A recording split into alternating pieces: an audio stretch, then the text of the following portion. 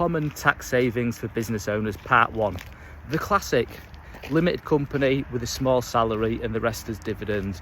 Now I'm going to go through a little bit of how and why this works. I'm not going to cover everything because the subject is massive and I'd be going on forever. But typically what you see is a small salary. Now the important thing about the small salary is a business owner needs a salary to get a qualifying year for their state pension.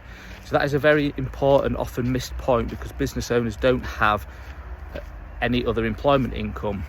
So now the salary typically is tax efficient as well, and the most tax efficient amount is £12,570.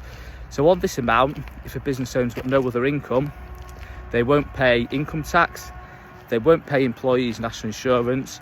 And where things get a bit tricky is the employer's national insurance. So depending on whether they're entitled to the employment allowance, they may or may not pay employers' national insurance.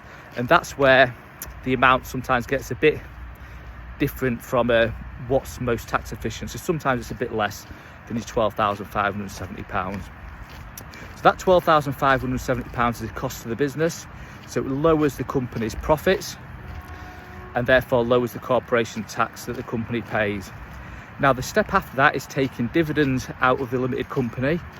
Now as long as your overall income is below higher rate tax, those dividends will be taxed at 10.75% with a dividend allowance of £500. Now this works because dividends become more tax efficient than salary once you reach that £12,570, because after £12,570 there's income tax and there's employees' national insurance that you would pay on that amount if it's salary.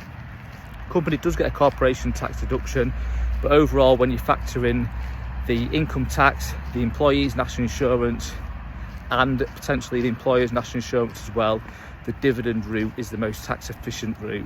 So that's a little bit on that.